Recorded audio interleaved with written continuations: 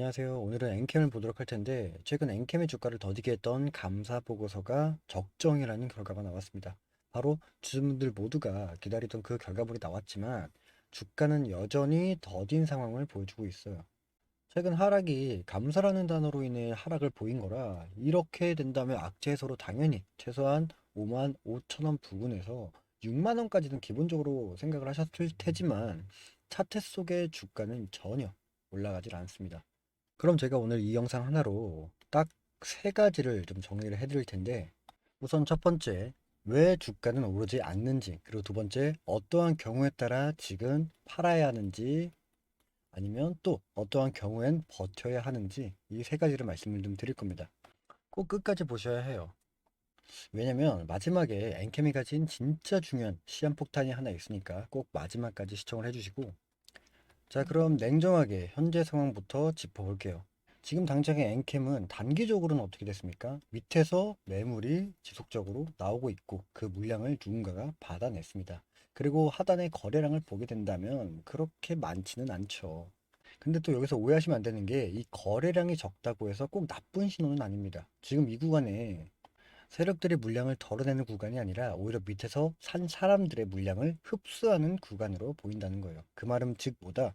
아직 더 올라갈 여지는 충분히 가지고 있다. 하지만 주가가 올라가는 것과 우리가 들고 가야 하는 것은 완전히 다른 얘기예요. 그만큼 지금 이 시점에서 꼭 알아야 할 리스크가 있습니다.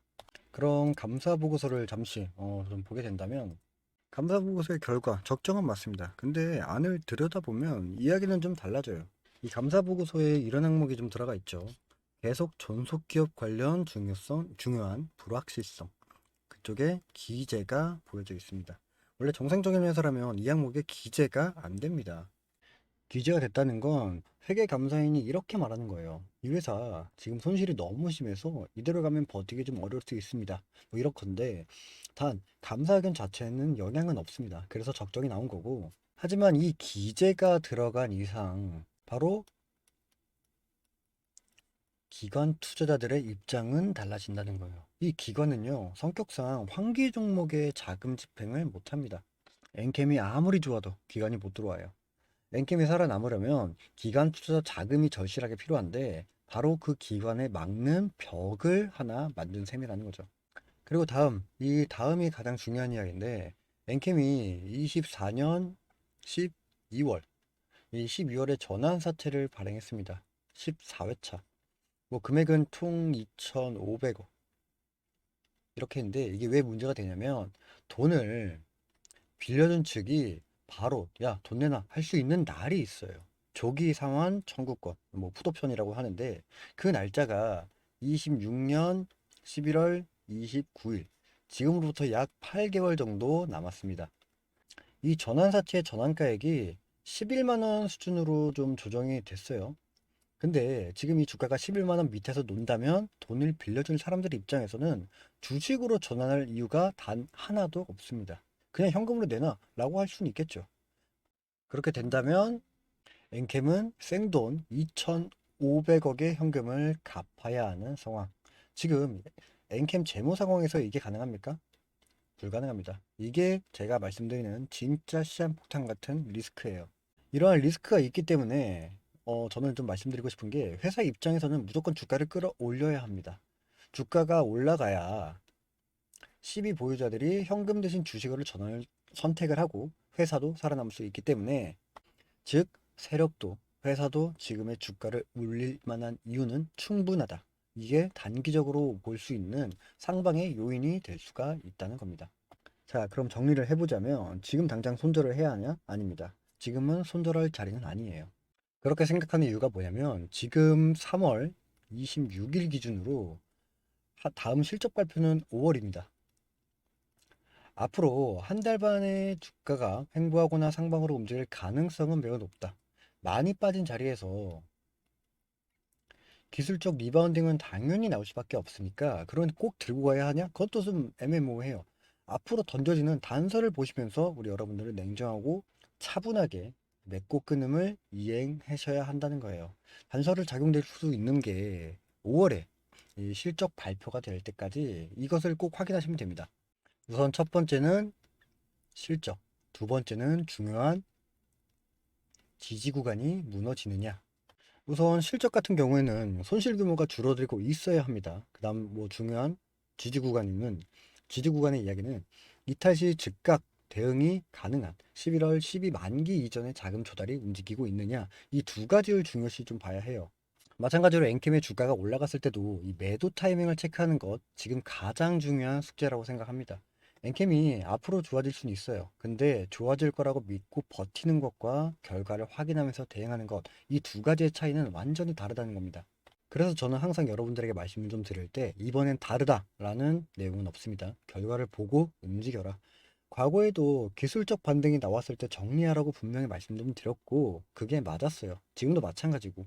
올라갔을 때 분명히 보여지는 이 매도 타이밍을 반드시 체크하시기 바랍니다. 이 영상이 도움이 되시면 구독과 좋아요 한 번씩 눌러주시고, 엔캠을 보유하고 계신 분들 이 매도 타이밍 잡는 것부터 평단가 관리까지 개인적으로 도움이 필요하신 분들은 고정 댓글에 링크가 보이실 겁니다. 구독자인지 확인차는 10초도 안 걸리는 몇 가지의 질문이니까 설문 작성하시면 제가 직접 타이밍 잡아 드리겠습니다. 올라간다고 능사가 아니에요. 실적 개선 확인하고 주가 흐름상 곡선이 위로 향할지 아래로 향할지 그때 또 냉철하게 판단을 하셔야 할 겁니다. 또 엔캠 대응 전략 말고도 요즘 시장을 보면 저는 이렇게 생각을 합니다. 주식시장은 혼자 보는 시장이 아니라 함께 읽는 흐름이다 라는 이야기를 좀 전해드리고 싶어요. 결국 함께 할 때 그 기회를 얻게 되는 것이기 때문에 제가 여러분들에게 투자에 도움이 될 수 있는 히든줄을 여러분들에게 선물로 드리려고 합니다. 그 전에 지금 제 채널을 구독과 좋아요 눌러주신 모든 분들에게 공유를 해드릴 테니까 한 번씩 눌러주시길 바랍니다. 자, 어떤 종목인지 궁금하시죠? 바로 말씀을 드리도록 할게요. 그 전에 여러분들께 질문을 먼저 드려보자면 현재 대한민국 증시에서 가장 천문학적으로 돈이 몰리는 섹터는 어디입니까? 네, 맞습니다. AI, 로봇, 반도체, 원전, 이 섹터들이 지금 현재 강세를 보여주고 있죠. 그만큼 미래 산업 먹거리에 돈들이 몰려있는 상황이라는 겁니다. 그럼 이 섹터들을 통해 큰 수익을 볼 수 있는 곳은 현재 어디일까요? 맞습니다. 현대차입니다. 그렇다고 제가 현대차 자체를 말씀드리는 게 아니라 바로 현대차를 통한 수익 구조가 보여지고 있는 수혜주를 말씀드리려고 해요. 현 시장에서 현대차가 올라가는 이유가 어떤 것이 있었나요? 네, 맞습니다. 보스턴 다이나믹스가 상장을 하기 때문에 그에 걸맞는 기대감이 중폭이 되어지면서 주가는 올라간 거겠죠.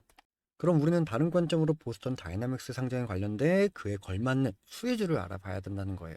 제가 이 보스턴 다이나믹스 관련주까지 여러분들께 전달 드릴 거니까 꼭 한번 확인해 보시고, 이 다이나믹스 관련주로 알려드린 히든주가 차트를 잠시만 보시죠. 자, 지금 보시는 차트가 의미하는 게 굉장히 많아요. 여러분들이 꼭 확인해 보셔야 하는 종목이고 제일 중요한 건 이 주가가 현재 가진 재료에 비해 굉장히 느린 움직임을 좀 보여주고 있는 부분이라는 거예요. 이게 굉장히 재미없어 보이는 종목이긴 하겠다만 실질적으로 주가는 계속 안정적으로 우상향하는 이러한 그림들이 좀 보여주고 있습니다. 자, 그렇기 때문에 이 종목 뭐 주가가 이렇게 무너질 것 같다라는 생각은 일단 안 드는 종목인데 최근에 좀 급등을 했죠. 이 최근 급등을 해서 이 박스권을 탈피 뭐 올라가는 과정인데 우리가 봐야 하는 핵심적인 부분이 바로 여기입니다. 이 기업의 이익, 즉 재무제표를 한번 확인을 해 봐야 한다는 거예요. 이 매출에 대한 부분들도 뭐 꾸준히 증가하고 있고 영업이익도 꾸준히 증가하고 있습니다. 자, 그렇다면 2021년을 대비해서 2024년 이익을 한번 보자면 영업이익이 무려 4배가 늘어났습니다. 그에 반면에 2021년, 2024년도에 주가의 움직임을 보면 어떻습니까? 크게 변한 게 없죠. 영업이익이 4배가 늘어난 주가가 맞다고 생각이 드십니까? 절대 아니라는 거예요.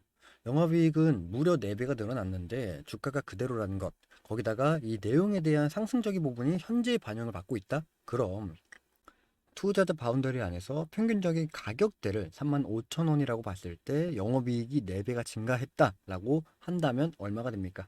대략적으로 계산을 한다면 14만 원이 되겠죠. 거기다 여기서 우리가 또 봐야 하는 게 무엇이냐면 소개드린 종목이 단순히 자동차 부품만을 제조하는 그런 회사는 아니라는 거예요. 자, 여기 좀 보시면요. 이 기업이 직접적인 수혜주를 받을 수밖에 없는 이유가 보스턴 다이나믹스의 로봇 스팟을 아실 겁니다. 레그 어셈블리에 대한 부분들도 공급을 하고 있는 데다가 스트레치라는 움직이는 물류 로봇 모멘텀의 램프도 함께 공급을 하고 있죠. 투자자 관점에 따라 별거 아닐 수 있는데 하고 생각을 할 수 있습니다만, 현대차 로보틱스 랩에 관련된 핵심적인 부품도 함께 공급을 하고 있다. 결국 이 내용을 아울러 봤을 때 여러분들이 생각해야 하는 건 이게 테마주입니까? 아니죠. 수혜주라는 거예요. 이렇게 생각하는 이유가 뭐냐면 여기서 핵심은 보스턴 다이내믹스가 상장을 했을 때 어떠한 역할을 할 것인가 라는 겁니다. 자, 생각을 해보자면 보스턴 다이내믹스가 상장을 한다 라고 했을 때 어떠한 이슈가 발생이 됩니까? 바로 상장한 돈으로 밸류체인의 확대를 진행할 거예요. 결국 공장을 증설하고 연구, 개발비 늘리고 그 다음에 공급망 확대가 목표이기 때문에 AI 시대가 점차 다가올수록 시장도 함께 커져가는 상황이 그려지는 만큼 로봇을 많이 만들어야 하는 상황이 시대적으로 함께 맞물린다는 겁니다. 이 내용을 바탕으로 연구용에서 양산형으로 공급 물량이 기하급수적으로 확대가 가능한 상황도 그려진다는 거고, 지금 현재 수작업으로 소량 생산하고 있는 아틀라스에 대한 미래 연간 목표가 3만 대의 규모로 커지는 계획을 가지고 있는 거라면 로봇 공장을 증설함과 동시에 증설된 공장에 들어가는 부품의 수요도 함께 커지겠죠. 그렇기 때문에 보스턴 다이나믹스의 가치와 알려드리고 있는 이 기업의 가치는 동반적으로 성장할 수밖에 없다는 결론이 나오게 됩니다. 지금 현재도 6만 원대, 주가가 6만 원대에 형성이 되고 있지만 우리가 21년도에 영업이익이 1,000억, 그리고 이번 영업이익이 4,000억. 더 나아가 앞으로의 영업이익도 점진적으로 증가가 될 기업 가치가 현재 주가에 반영이 되지 않고 있다면 윗 구간까지 쭉 열려있는 이 종목을 통해 그에 걸맞는 수익들도 여러분들이 함께 가져가시면 좋겠습니다. 당연하게 열려있는 윗구간의 수익은 여러분들이 생각하시는 것보다 큰 수익으로 다가와질 겁니다. 전 개인적으로 이 히든주 서둘러서 받아보시면 좋을 것 같아요. 왜냐면 점점 시장의 흐름에 따라 우상향이 되고 있는 부분이기 때문에 매수하는 가격들도 점차 오르고 있는 상황이라 서둘러서 받아보시면 좋을 것 같고요. 구독을 눌러주신 만큼 구독자분들에게 제가 드리는 큰 값어치의 선물인 히든주, 이 히든주를 하루빨리 꼭 받아보시면 좋겠습니다. 히든주의 참여 방법도 매우 간단한 설문을 통해서 진행이 됩니다. 하단 고정 댓글을 보시면 링크가 보이실 겁니다. 두 가지 되는 질문인데 이 질문에 답을 해주시면 됩니다. 20초도 안 걸리는 짧은 설문이니까요. 쉽게 구독과 설문 작성으로 큰 수익을 가져갈 수 있는 히든주를 하루빨리 꼭 받아보시길 바라겠습니다.